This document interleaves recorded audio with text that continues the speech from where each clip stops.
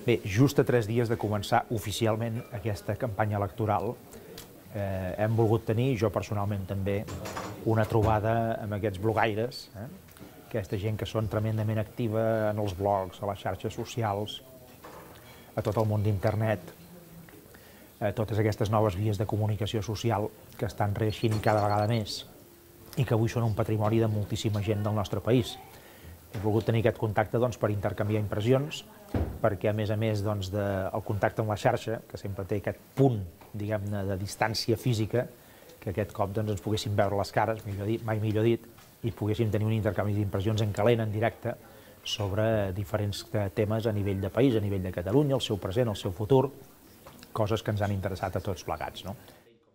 El dinar amb el candidat Artur Mas ha estat molt interessant i ens emportem d'aquí moltes reflexions que podrem comentar a la xarxa i que podrem conversar en els propers dies, sense cap mena de dubte. Tenir l'oportunitat de dinar amb un candidat com l'Artur Mas o com la resta de gent de formacions polítiques és molt interessant, sobretot perquè permet una mica de fer el termòmetre, copsar una mica el termòmetre del país, com ho veu el candidat, com ho veu la resta de la gent, sobretot també quan estàs dinant amb gent, diguem-ne, molt activa a nivell professional i a nivell social, i com dic, jo crec que és una valoració molt positiva. S'ha parlat dels reptes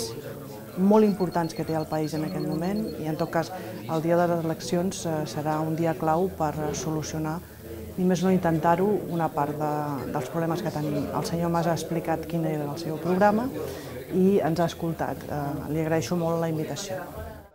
Ha estat molt interessant, agraïm a l'organització, particularment jo, que ens hagi deixat a la gent que tenim un blog polític i que seguim l'actualitat política poder interactuar d'una manera tan distesa i tan bé amb l'Artur Mas, i bé, felicitats per l'esdeveniment. Jo vull agrair moltíssim a totes aquestes persones que a través d'aquestes xarxes socials estan intervenint activament perquè Catalunya vagi endavant i perquè entre tots puguem fer una Catalunya millor. Us ho agraeixo perquè aquesta és feina de tots i també de la gent que demostreu més capacitat d'iniciativa i sobretot més activitat en aquest món que cada vegada és menys nou, però que en canvi segueix creixent, de les xarxes socials, que són unes xarxes que creen opinió i que en definitiva també ajuden a fer el país.